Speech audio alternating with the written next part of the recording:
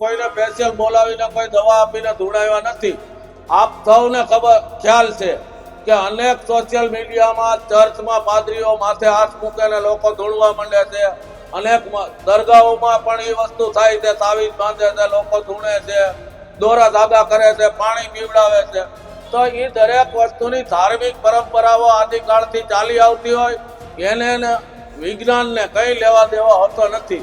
દરેક વસ્તુનું સોલ્યુશન વિજ્ઞાનમાં હોતું નથી. વિજ્ઞાનનું જે પૂર્ણ વિરામ થાય ત્યાંથી જ ધર્મ આગળ વધતો હોય છે અને વિજ્ઞાનની ઉત્પત્તિ ધર્મમાંથી થયેલી.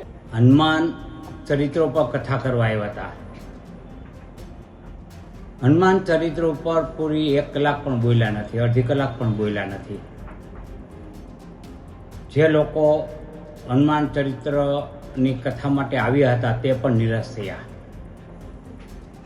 એટલે હનુમાન ચરિત્ર બોલવા ઉપર એની ક્ષમતા પણ નથી અને એની પાસે નોલેજ પણ નથી. આ માત્ર ને માત્ર કોમ વચ્ચે વૈમસ્ય ફેલાય, ઝેર ફેલાય એ પ્રકારનો કુપ્રચાર કરવા માટે આવેલા હતા.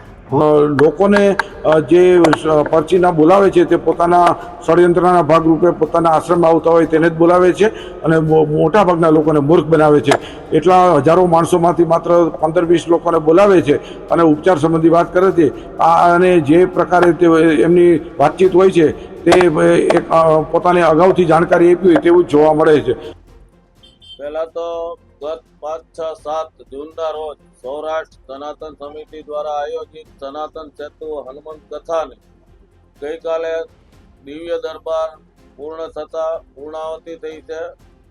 આ સનાતન સેતુ હનુમંત કથામાં જે કોઈ રાજકોટ મ્યુનિસિપલ કોર્પોરેશન, કલેક્ટર કચેરી, PGVCL, અન્ય સામાજિક સંસ્થાઓ, પ્રેસ મીડિયાના માલિકો, તંત્રીશ્રીઓ, પત્રકાર મિત્રો, ઇલેક્ટ્રોનિક મીડિયાના પત્રકાર મિત્રો, કેમેરામેનો જે છેલ્લા 1-8 મહિનાથી કથાનું કવરેજ કરી પૂર્ણ રીતે સહયોગ આપ્યો છે. જાહેર જનતાએ 3 દિવસ દરમિયાન લગભગ 2.5 થી 2.5 લાખ ભક્તોએ કથા શ્રવણનો અને દિવ્ય દરબારનો લાભ લીધો છે.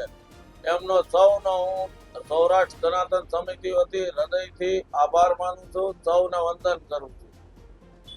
ગઈકાલે જે પ્રકારે કેટલાક લોકો કારણ વગરના ધૂળતા આવ્યા, લોકો ઉપર હુમલા કર્યા, નિર્દોષ પત્રકારને મારવાની કોશિશ કરી, એના ચશ્માનું નુકસાન પહોંચાડ્યું, એને શારીરિક ઈજા પહોંચાડવાની કોશિશ કરી, આ ડીંડવાણું કઈ રીતે ચલાવ્યું?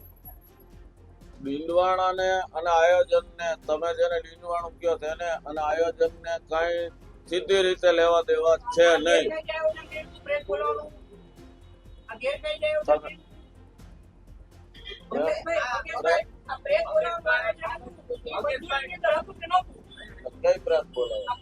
પત્રકાર પરિષદની વાત કરતો હોય પ્રેસ બોલાવવાનું ભૂલ પ્રેસ બોલાવવાનું આયોજન હતું, તમારા આયોજનના ભાગમાં આપ સૌ મિત્રોને ખ્યાલ છે આપણી સનાતન સંસ્કૃતિ. તમે પેલા પ્રશ્ન પૂછી લ્યો આપો તો હું જવાબ આપું. તમને પૂછું છું કે તમે કથા માટેની જે મંજૂરી લીધી હતી એની અંદર આ મેન્શન કર્યું કે ભૂત પ્રેત ધૂળ છે, એના માટે પોલીસે કાયદાકીય મંજૂરી આપી હતી. ઈ તો પૂછું છું તમને. પણ હું તમે વચ્ચે બોલો તો હું જવાબ અનાદિ કાળથી સનાતન વૈદિક સંસ્કૃતિ મંત્રના આધારે, સાધનાના આધારે, તપના આધારે ચાલે છે. આપ સૌ મિત્રો જાણીએ છીએ, સમગ્ર સનાતની પ્રજા જાણે છે કે મંત્ર અને સાધનાથી દરેક વસ્તુ પોઝિટિવિટી શક્ય થઈ શકે છે. અને મંત્રમાં એટલી શક્તિ છે કે કોઈ પણ મંત્રની સાધના કરેલી હોય તો બાબાશ્રીએ કોઈને ધૂણવા માટે આમંત્રણ આપેલું ન હતું. આપ સૌ મીડિયાના મિત્રો ત્યાં હાજર હતા, આપ પણ કવરેજ કરતા હતા અને ટીવી ચેનલમાં લાઈવ પણ થઈ રહ્યું હતું. બાબાએ એમનો મંત્રોચ્ચાર કર્યો અને કોઈ પ્રેક્ષક ગણમાંથી ધૂણવા માંડે તો એમાં આયોજક કે બાબાએ કોઈને ઇન્જેક્શન આપેલું નહોતું ધૂણવા માટે. અને આપ સૌ જાણો છો, આપની નિયંત્રણ મરણોત્તર વિધિ થતી હોય તો પિતૃ કાર્ય થતું હોય તો એમાં પિતૃ પણ ધૂણતા આવે છે. તો એને કોઈ બોલાવતું નથી કે કોઈ કહેતું નથી, મંત્રોચ્ચારના આધારે આવે છે. આપને ત્યાં નવચંડી યજ્ઞ થતા હશે, કુળદેવીના ગ્રહ શાંતિના યજ્ઞ થતા હશે, તો જ્યારે બીડું હોમવાની વિધિ થતી હોય અને મંત્રોચ્ચાર બ્રાહ્મણો દ્વારા થાય છે, ત્યારે બીડું હોમો ત્યારે પણ માતાજીનો પવન ધૂણવું કે જે કઈ આપ ગણી શકો આપના મનથી, એવા અનેક કિસ્સા આપે પણ આપ જોયા હશે અને સમાજ આખું પણ જાણે છે. મંગેશભાઈ, જે ભૂત પ્રેતની વાત છે એ આપણે સાચી સહમત છીએ, પણ જે ઘટના બની પબ્લિકને મારવો કેટલું યોગ્ય અંશે યોગ્ય, અને સાથે સાથે જે રીતના અચાનક જે ભૂતને માર પડ્યો તો તેને બધું ભૂલાઈ ગયું. હવે ઈ તો જેને અમે તો ભૂત કહેતા નથી, બધા લોકો જ ત્યાં ભક્તો જ સાંભળવા આવ્યા હતા. તમારી વ્યાખ્યામાં એના ભૂત સમજતા હો તો ભૂત પિચાસ નું વર્ણન ગીતાજીમાં પરમાત્માએ પણ આપેલું છે. પ્રેતમાં સૌથી મોટું પ્રેત પણ ઈ છે, વૃક્ષમાં પીપળ પણ ઈ છે, પર્વતમાં હિમાલય પણ ઈ છે. પરમાત્માએ પણ ગીતામાં સ્વીકારેલું છે કે ભૂત પ્રેતનો વાસ આત્મા તરીકે આ સમગ્ર વિશ્વમાં હોય છે.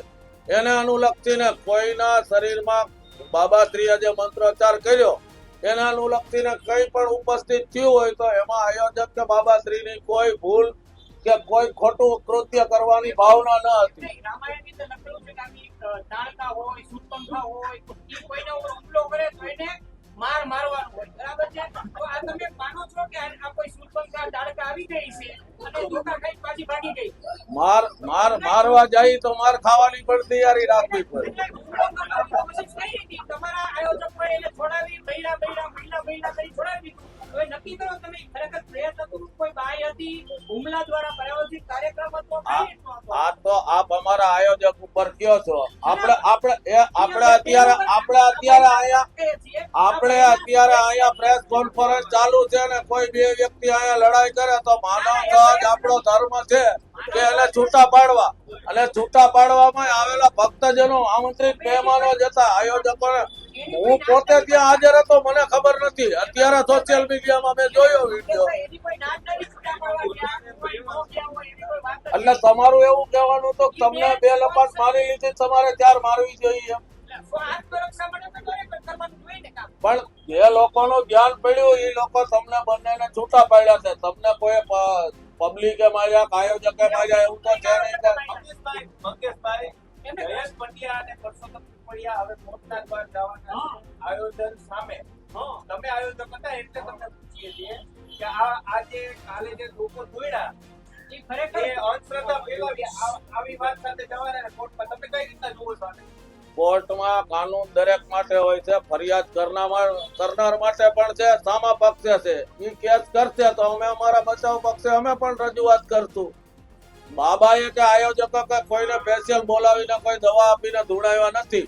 આપ સૌને ખ્યાલ છે કે અનેક સોશિયલ મીડિયામાં ચર્ચમાં પાદરીઓ માથે હાથ મૂકીને લોકો ધૂણવા માંડે છે. અનેક દરગાહોમાં પણ એ વસ્તુ થાય છે, તાવીજ બાંધે છે, લોકો ધૂણે છે, દોરા ધાગા કરે છે, પાણી પીવડાવે છે. તો એ દરેક વસ્તુની ધાર્મિક પરંપરાઓ આદિકાળથી ચાલી આવતી હોય એને વિજ્ઞાનને કઈ લેવા દેવા હોતો નથી. દરેક વસ્તુનું સોલ્યુશન વિજ્ઞાનમાં હોતું નથી. વિજ્ઞાનનું જે પૂર્ણ વિરામ થાય ત્યાંથી જ ધર્મ આગળ વધતો હોય છે, અને વિજ્ઞાનની ઉત્પત્તિ ધર્મમાંથી થયેલી છે, વેદના ગ્રંથોમાંથી થયેલી છે.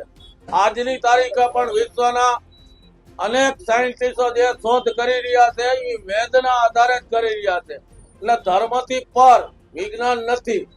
વિજ્ઞાન જાથાને સરકારે કોઈ એવું લાયસન્સ નથી આપેલું કે ઓથોરિટી નથી આપેલી. વિજ્ઞાન જાથાનું કામ એક એનજીઓ તરીકે વિજ્ઞાનનો પ્રચાર પ્રસાર કરવો છે. અમારો પણ એમને સપોર્ટ છે કે અત્યારે સમય પ્રમાણે વિજ્ઞાનનો પ્રચાર પ્રસાર થવો જોઈએ સમાજની અંદર, પણ એના અનુલક્ષીને આપણી ધાર્મિક ક્રિયાઓ બંધ કરી દેવું એવું જરૂરી નથી. ઈસાઈ હોય, મુસ્લિમ હોય કે સનાતની હોય, સૌની એક પરંપરા ધાર્મિક ચાલી આવતી હોય એને નિભાવવી સૌની પોતપોતાની ફરજ હોય. મંગેશભાઈ, મંજૂરી કેટલા વાગ્યા સમય સુધીની મળી હતી અને કેટલા વાગ્યા સમય સુધી કાર્યક્રમ ચાલ્યો હતો? જો તપાસીને કઈ મારી પાસે તમે મંજૂરી આયોજક સમિતિનો હું સભ્ય છું, વ્યક્તિગત આયોજન નતું મારું. મંજૂરી કેટલા વાગ્યા મેં ડોક્યુમેન્ટ જોયા નથી, ડોક્યુમેન્ટ જોઈને આપને જણાવીશું. આયોજન સમિતિમાં 12 લોકો હોય તો દરેકને કામની વહેંચણી કરેલી હોય. મંગેશભાઈ, કાલના જે દૃશ્યો હતા, લોકો દુખતા હોય એવા આપણા રાજ્ય સરકારે કાયદો બનાવવાનો છે કે આ પ્રકારે દુખતા હોય, દર્દી કરતા હોય, એમની સામે કડક કાર્યવાહી કરવી. તો આમાં કાર્યવાહી કોની સામે કરવી? તમે એક આયોજન ધૂણતા હોય એની સામે છે ને, અમે થોડા ધૂણ્યા છીએ. અમે કોઈને ધૂણાવ્યા નથી. તમે આ બંધ કરી નાખો તો તમારા અગાઉ એવા કેસ ધૂણતા વાળી તેની સામે થયેલા છે સરકારના, અને સરકારના ધ્યાન ઉપર આવશે તો જે ધૂણીને ભ્રમ ફેલાવતા હોય એમની સામે યોગ્ય કાર્યવાહી થવી જોઈએ. આપ સૌ મીડિયાના મિત્રો ત્યાં હાજર હતા, કવરેજ કરતા હતા. આયોજક દ્વારા તો કોઈ ધૂણવાની જાહેરાત કરવામાં આવી હતી એવું કોઈ આપના ધ્યાન ઉપર છે?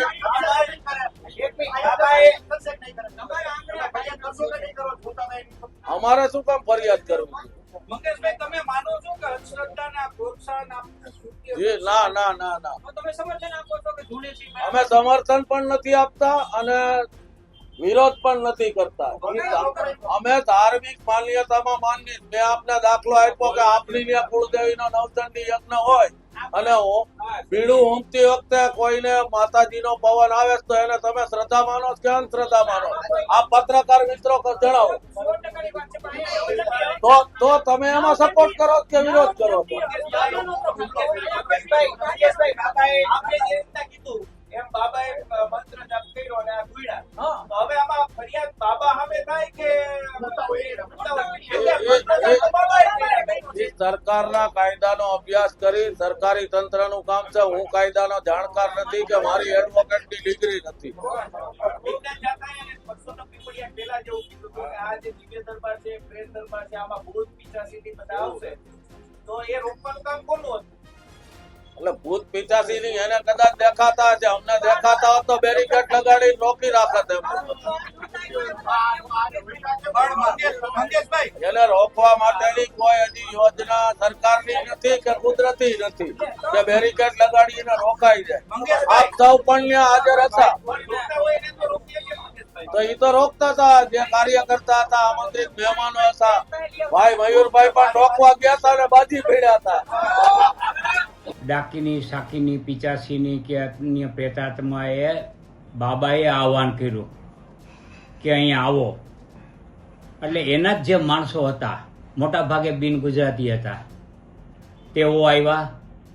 જે ફોટોગ્રાફર, જે વિડીયોગ્રાફી કરી રહ્યા હતા, પત્રકાર, એને શોધીને એની પર હુમલા કર્યા છે.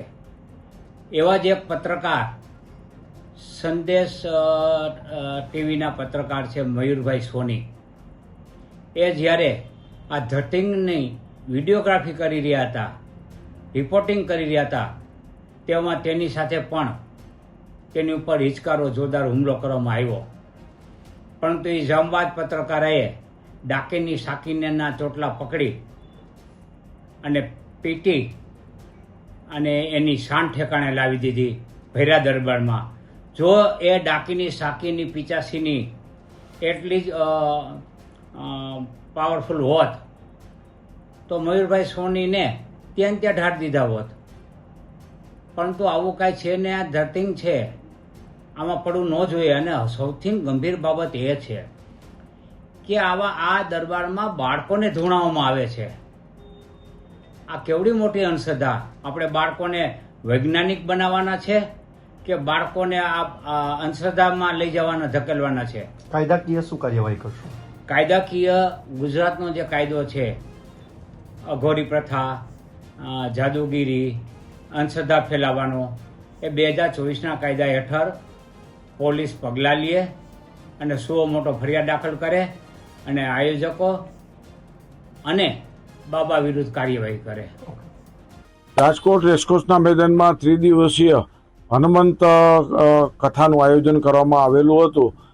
આ કથાના ત્રીજા દિવસે મધ્યરાત્રિએ ખાસ કરીને બાબા બાગેશ્વરે લોકોના માનસિક રોગ મટાડવા માટે એનું આહવાન કરતા અફરાતફરી મટી ગઈ.